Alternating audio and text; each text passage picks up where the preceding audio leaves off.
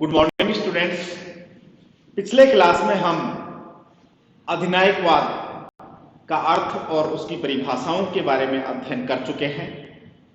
अधिनायकवाद के अर्थ और परिभाषाओं को पढ़ते समय हमने ये भी देखा कि अधिनायकवाद के अनेक रूप भी प्रचलन हैं। मोटे रूप में दो रूपों में आपने उसको बांटा। एलन बॉल ने भी इसके संबंध में जो बातें कही, तो अधिनायकवाद के जो दो रूप हैं, और बाद में यह भी बात आई कि वर्तमान समय में अधिनायकवाद के अनेक रूप, अलग अलग रूप भी सामने आ रहे हैं।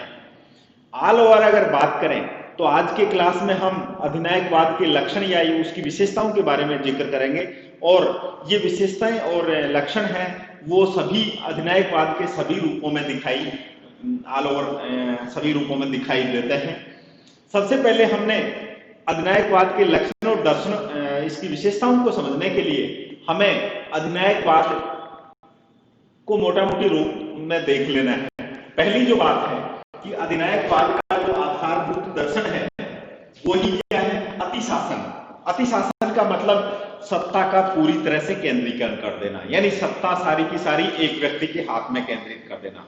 तो अधिनायकवाद का जो मूल लक्षण है वो है अतिशासन, और अतिशासन का मतलब सत्ता का केंद्रीकरण कर देना। तो इस प्रकार से ये मूल दर्शन इस रूप में है।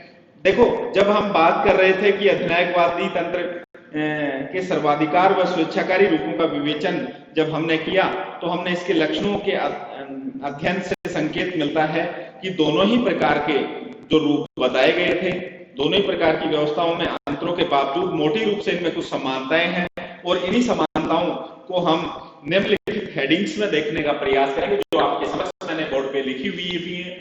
जो विशेषताएं हैं इनकी बात की जाए तो इसकी जो सर्वप्रथम या प्रथम विशेषता है वो है सर्वाधिकार वाला शासन। अधिनायक तंत्र या अधिनायकवाद एक ऐसा शासन है जिसमें अधिनायकवाद के सभी रूप इस सर्वाधिकार का समर्थन भी करते हैं, और ये सत्ता के पूर्ण केंद्रीकरण की बात करते हैं, यानी सत्ता को पूरी तरह से केंद्रित कर देना इनका मूल लक्षण है, वो है। तो सत्ता के पूर्ण केंद्रीकरण में ये विश्वास करते हैं। इस प्रकार अधिनायकवाद निरंकुश शासन की स्थापना करता है, और इस संबंध में कुछ बिंदु हम गिना सकते हैं। इस संबंध में अगर कुछ बिंदुओं की अगर बात करें, सर्वाधिकार शासन का समर्थन करने वाला जो सिद्धांत है अधिनायकवाद या ये गए तानाशाही तंत्र, इसके संबंध में कुछ बातें जो मैं बोर्ड पे लिख चुका हूं। ये शासन ऐसा है, या निरंकुश शासन की स्थापना के लिए क्या करते हैं? समाज, राज्य व शासन में कोई भेद नहीं करते हैं। यानी अधिनायकवादी क्या करते हैं? ये समाज, राज्य व शासन में भेद नहीं करते हैं, अतः राज्य की समस्त शक्तियों का प्रयोग शासन के द्वारा किया जाएगा, इनका ये मानना है। निरंकुश शासन का ये समर्थन करते हैं। व्यक्ति के सामाजिक जीवन से ये में पूर्ण हस्तक्षेप करने की उम्मीद रखते हैं। तो इस प्रकार का शासन जिसमें व्यक्ति के सामाजिक जीवन में भी हस्तक्षेप किया जा सकता है, ये एक विशेषता होगी। उसके बाद में है सावयव सिद्धांत के समर्थक, यानी जो आंगिक सिद्धांत है उसका ये समर्थन करते हैं।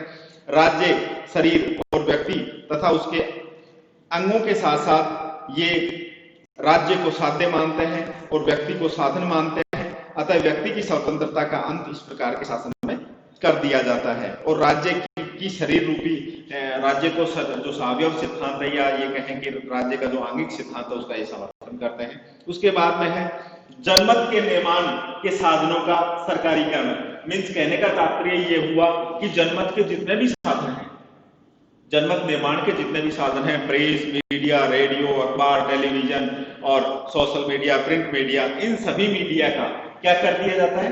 सरकारीकरण कर दिया जाता है।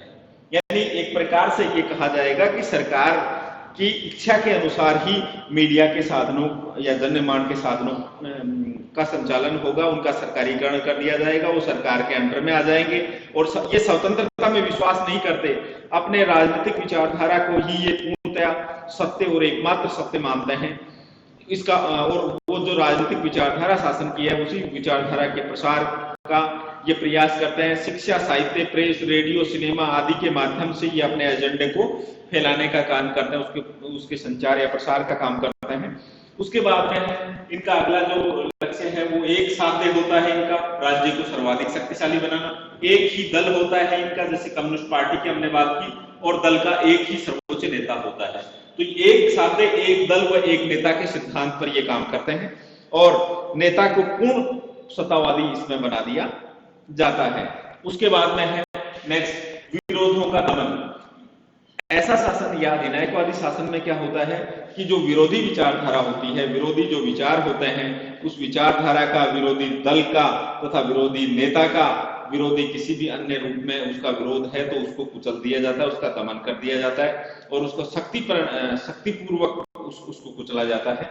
और इसके लिए इन राज्यों में कुशल गुप्तचर व्यवस्था का भी प्रावधान किया हुआ होता है। तो यहाँ हमने देखा ये सारे बिंदु ये दर्शाते हैं कि अधिनायकवादी क्या करते हैं, सर्वाधिकारवाद का समर्थन करते हैं, यानी सारी की सारी शक्तियां राज्य में केंद्रित करने की बात करते हैं।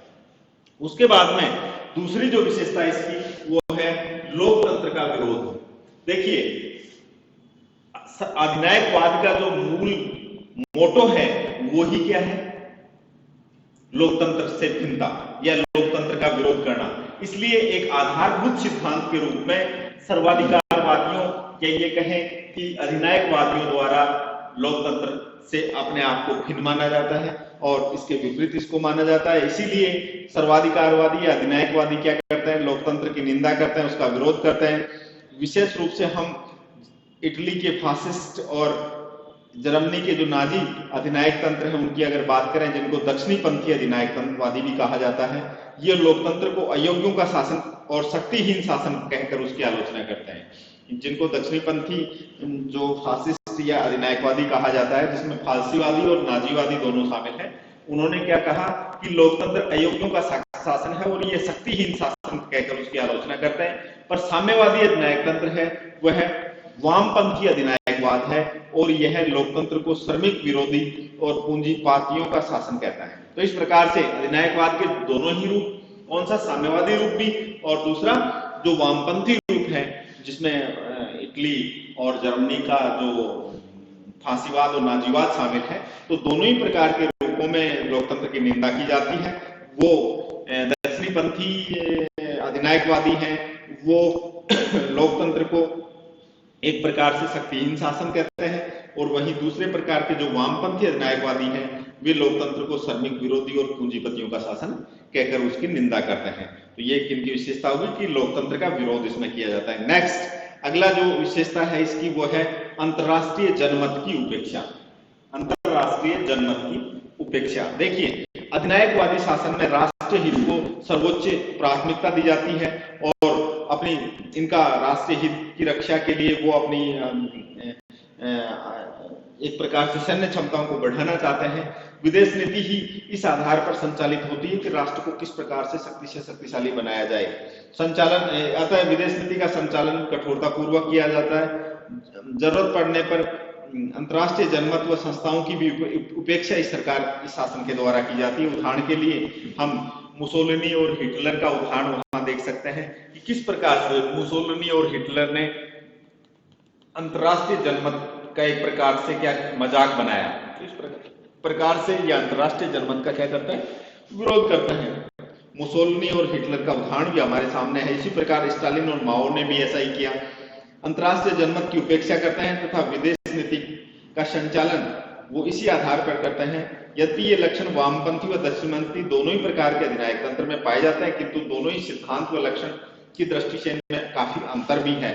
दक्षिणपंथी अधिनायकवादी तंत्र मूलतः पूंजीवादी अधिनायकवादी तंत्र है जो कि निजी संपत्ति के एकाधिकार को स्वीकार करता है, किंतु वामपंथी अधिनायक तंत्र है वो पूंजीवादी का विरोधी है। इसे श्रमिकों का अधिनायकवाद उसके द्वारा कहा जाता है।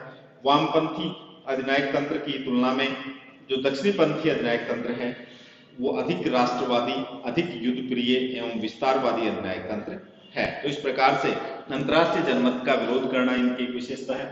उसके बाद में नेक्स्ट है हिंसा व शक्ति में विश्वास। अधिनायकवादियों की एक और अन्य विशेषता यह है कि ये हिंसा और शक्ति में विश्वास करते हैं। मीन्स राष्ट्र को अत्यधिक शक्तिशाली बनाने के लिए, राष्ट्र की शक्ति में बढ़ोतरी के लिए ये हिंसा तक का समर्थन करते हैं कि राजा अपने या जो शासक है वो अपने शक्ति में वृद्धि के लिए क्या कर सकता है, हिंसा का सहारा ले सकता है। और नेक्स्ट इसी प्रकार से अगली जो विशेषता है वो इसकी है राज्य को अत्यधिक महत्व।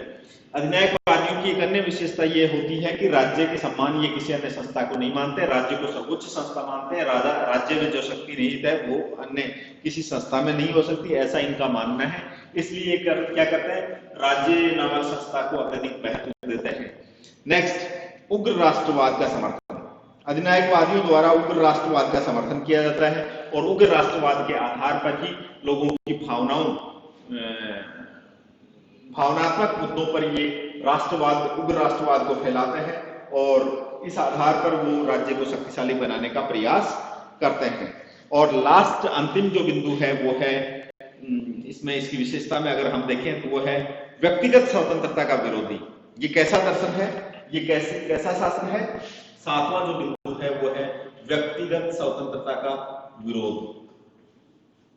यानी साम्यवादी व्यवस्था में या ये कहें अधिनायकवादी व्यवस्था में व्यक्ति की स्वतंत्रता के लिए कोई स्थान नहीं होता है। व्यक्ति की स्वतंत्रता का क्या किया जाता है?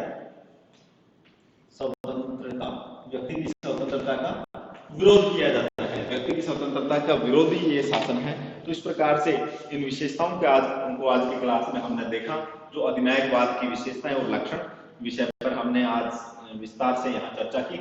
आज के लिए इतना ही। नेक्स्ट क्लास में हम एक नए वीडियो के साथ उपस्थित होंगे। धन्यवाद।